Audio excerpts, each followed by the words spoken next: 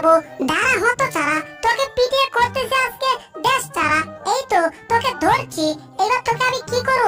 Tom যখন রাগের মাথায় জেরিকে কিছু করতে যাবে, ঠিক তখনই টমের মাথায় ঘরের উপর থেকে ছাদের ভাঙা ইট কণা পড়তে থাকে। আর এগুলা টম দেখার জন্য উপরে চেয়ে থাকে।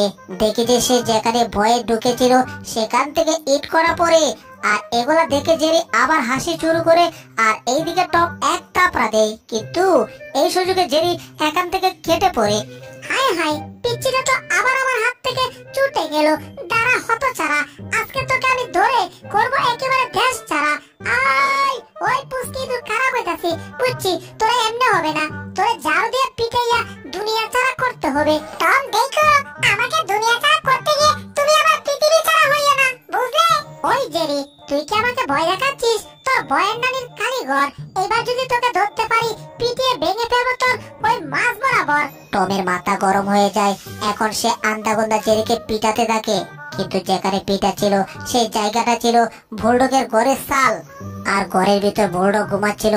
আর ঘরের সালের উপর পিটানোর কারণে বুলডগের ঘুম ভেঙে গেল। আর বুলডগের তো আরো বেশি রাগ, এইবার টমের কবর হয়ে যাবে।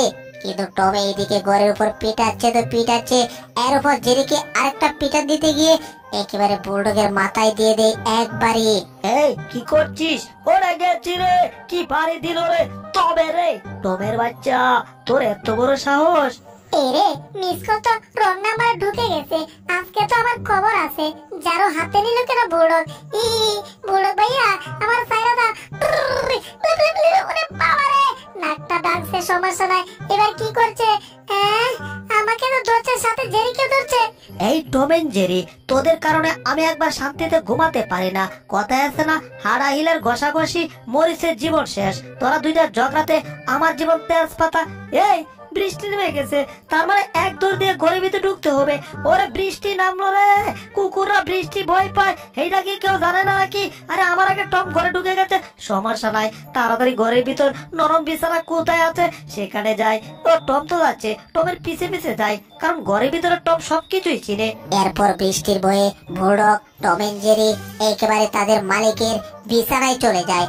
আর তাদের মালিক প্রচুর রাগ পায়। আর তাদের মালিক প্রচুর রাগ পাওয়ার কারণে তাদের ঘাড় ধরে, গলার ধরে ঘর থেকে নামিয়ে নিয়ে আসে। হাই হাই, মালিকের বিছানায় আরাম করতে আইছিলাম, এখন তো দেখি মালিক আমাদের কলার ধরে ঘাড় ধরে বের করছে। না জানি আজকে আমাদেরকে পিটিয়ে তক্তা না করলেই হইলো। বুলডগের বাচ্চা, আমি দৌড় দিয়ে আইছিলাম, সমস্যা ছিল না, কিন্তু তুই আমার পিছে পিছে কেন দৌড়ে আইলি? এখন তো দেখতাছি যে তোর কারণে আমার অবস্থা কাইল হয়ে যাবে। এই তোরা বালা কইরা হন, এরপর থেকে যদি ঘরের ভিতর একবার যাস, তোদের হাত পা ভেঙে একেবারে পকেটে ঢুকিয়ে ছেড়ে দেব। হ্যাঁ, কথাটা মনে রাখিস। তাইলে তো ঘরের ভিতর ঢোকা যাবে না, তাহলে আমি থাকবো কোথায়? টমের নরম বিছানা আছে, তার মানে এখানেই থাকতে হবে। এই টম, এখান থেকে সর, তোর নরম বিছানায় আজ থেকে আমি আরাম করব।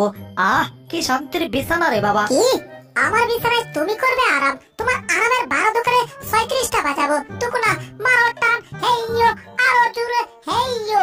এই তো আরেকটু পড়ে গেছি রে, বুড়োর নিচে পড়ে গেছি, কিচ্ছু করার নাই।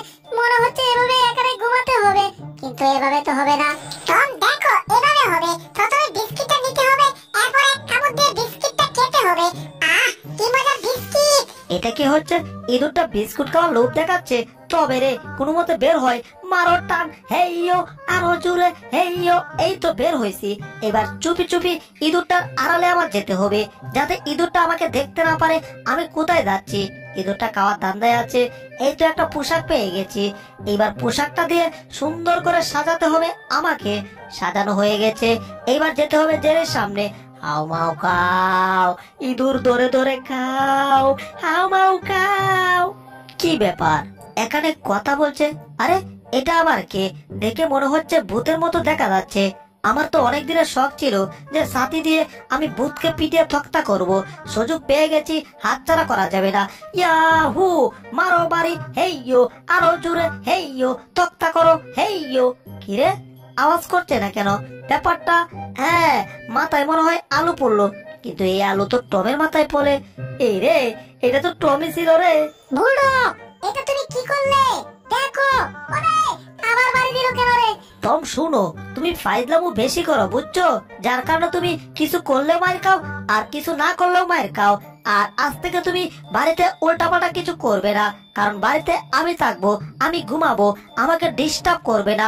আর ডিস্টার্ব করলে আমি তোমার জীবনটাকে ডিস্টার্ব করে ছেড়ে দেব। কথাটা বুঝতে পারছো? এই কথাটা যেন আবার রিপিট করে আমার বলতে না হয়। হ্যাঁ বুলডগ ভাই, হ্যাঁ আপনারা রিপিট করে বলতে হবে না, আপনার কথা মতো আমি চলবো। বাবারে বাবা, কি মারতে না কেন বুলডগের হাতে। এভাবে মার খেলে কয়দিন বাঁচা যাবে? বুদ্ধি পাইছি, বুলডগের আগে আমি চলে এসে আমার বিছানায় আমি শুয়ে পড়েছি। যতই কিছু করো, বিছানা চাচ্ছি না, কিন্তু আমার বিছানাটা তো নিয়ে গেছে। এই টম হুন, রুহুল আমিন অ্যানিমেশন এই চ্যানেলে ঢুকে ভিডিওটাতে লাইক কর আর চ্যানেলটাকে সাবস্ক্রাইব কর। এরপর এই ভিডিও দিতে পারবো না, তোর মোবাইলে পাঠিয়ে দিব। আমাদের চ্যানেলে নতুন হয়ে থাকলে ভিডিওতে লাইক করে দিও, আমার চ্যানেলটাকে একটা সাবস্ক্রাইব করে দিও, আর পাশে থাকা নোটিফিকেশনটা অন করে দিও, তাহলে নতুন ভিডিও দেওয়ার সাথে সাথে পেয়ে যাবেন। ধন্যবাদ।